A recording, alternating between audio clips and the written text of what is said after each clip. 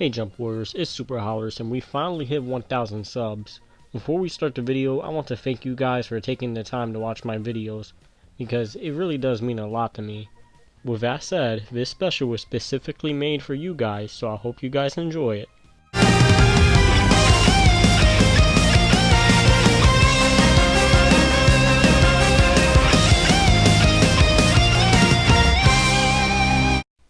Far away from Earth is a planet that the heroes of our story didn't travel to during their voyage in space. This is Beerus' planet, the planet of the god of destruction of Universe 7. In this story, Lord Beerus awakens a few extra years later as he just received a vision of the Super Saiyan god. Lord Beerus informs Whis about this, speaking about a Saiyan that could possibly rival him.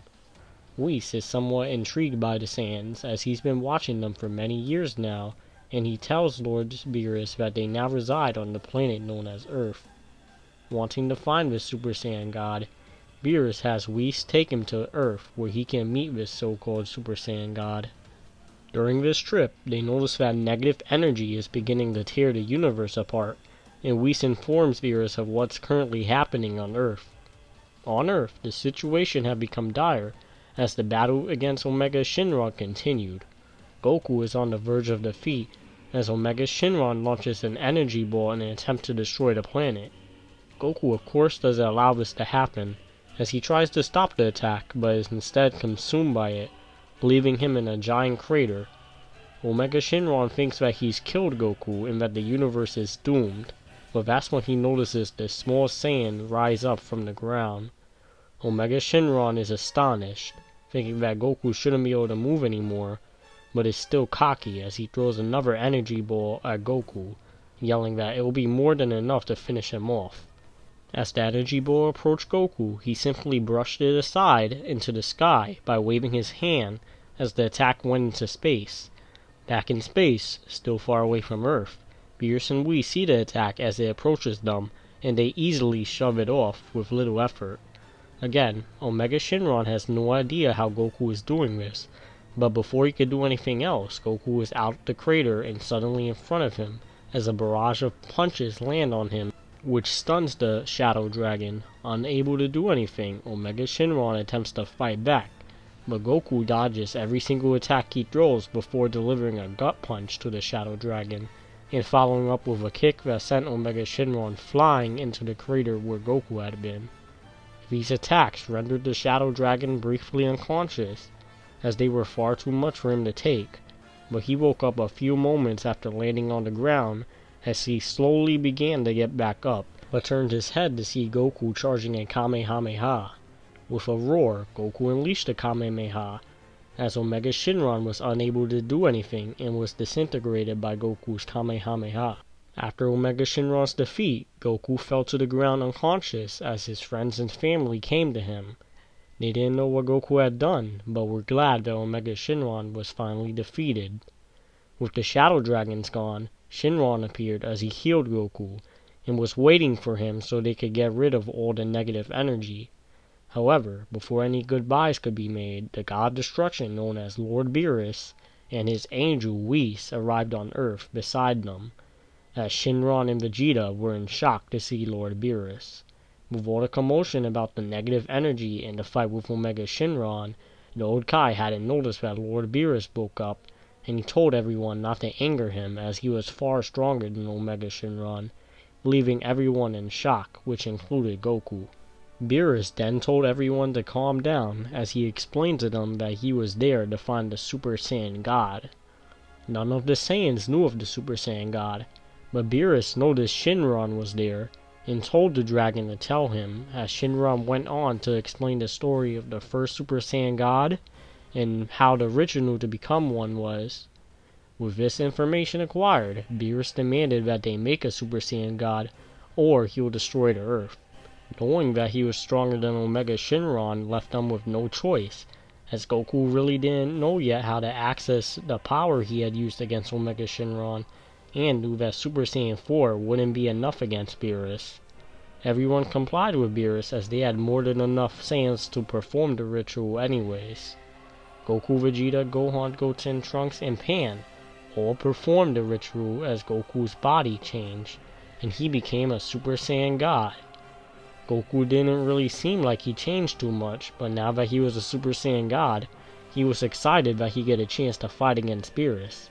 The fight between Goku and Beerus began, and everyone else watched and confirmed that if Goku didn't become a Super Saiyan God, that they wouldn't have stood a chance against Beerus. Goku is still getting used to Super Saiyan God, but is faring much better than his Super counterpart, because he is not only far more experienced, but he also had Ultra Instinct earlier, although he didn't really remember what had happened when he had used it. Goku started unleashing more power against Beerus as their battle brought them into space, as their clash nearly destroyed the universe. Goku could see that Beerus was still clearly holding back, and started to push himself so that he can make Beerus actually try, as he used his Dragon Fist and actually managed to hurt Beerus, although it hadn't done much damage. This intrigued Beerus even more as he started to dish out more of his power on Goku and was at a clear advantage. Eventually, Goku's Super Saiyan God form faded as he returned to a Super Saiyan, and Beerus thought the fight was over. However, Goku had absorbed the power of Super Saiyan God, which made him even stronger, as he told Beerus he wasn't done yet, and became a Super Saiyan 4, which allowed him to continue his fight with Beerus. With the power of Super Saiyan God absorbed into his base form, Super Saiyan 4 was far more powerful than it was normally, and Goku forced Beerus to use even more power against him. Not wanting to lose, Goku used the 10 times Kamehameha as it clashed with one of Beerus' blasts. As it seemed like Goku was starting to push back the blast, Beerus stopped holding back, as his attack easily beat Goku's 10 times Kamehameha, and hit Goku, which caused him to return to his base form. Beerus then told Goku that he was going to destroy the Earth, as he charged up his Spear of Destruction and threw it at Goku. Goku struggled to push the attack back, but as he knew that he couldn't let it hit the Earth no matter what, or the planet would be doomed. Goku then roared once more as the Spear of Destruction dispersed, as Beerus looked in confusion. Beerus asked Goku what he did, but Goku didn't respond as his eyes were silver and he had entered Ultra Instinct Omen, as Beerus recognized that technique immediately and was in awe. However, Goku then returned to normal, as his fight against Beerus pushed him far harder than his fight against Omega Shenron, as he then fell into an unconscious state and started to plunge to the ground. Beerus saw what had happened to Goku and grabbed him, saving him as he then descended onto the earth and dropped Goku right below. Beerus then informed everyone that he was satisfied. Moments later, Goku woke up again, forgetting what he had done to stop the Spear of Destruction. Beerus already had his fun and was going to leave, as he looked to Whis, and the angel nodded as his staff began to glow and all of Omega Shenron's negative energy disappeared, which also meant that Goku didn't have to leave with Shenron. Everyone questioned how Whis was able to do that, and he explained that he was an angel and also Beerus' mentor, which had everyone in shock. Now that the negative energy was gone, Goku made one last wish for Shenron, which was to restore all the destruction caused by the Shadow Dragons, which he was easily able to do with the negative energy gone. With that final wish, our heroes won't be able to rely on Earth's Dragon Balls for a while now, but that isn't a problem as they'll be able to protect the Earth from any threats without the Dragon Balls from now on. With Shenron gone, Beerus and Whis prepare to leave, but before they do, Goku and Vegeta ask Whis if they could train under him, which is a request he accepts, as he's now interested in the Saiyans more than ever, after everything he had just seen them do. But he also wanted to see Goku reach and master Ultra Instinct, since he saw the Saiyan use the technique twice in the same day, but wasn't aware of it. Goku and Vegeta then leave along with Whis and Beerus to train and get stronger, while everyone else goes back to their normal lives. And that's going to wrap up part 1 of this What If. Now that's a surprise, isn't it? This story hasn't concluded yet, so if you really want to see part 2 and as soon as possible, you guys have to let me know in the comments, as I have a lot of other videos to work on. So just show me that you guys care about this What If, and I'll upload the next part as soon as I possibly can.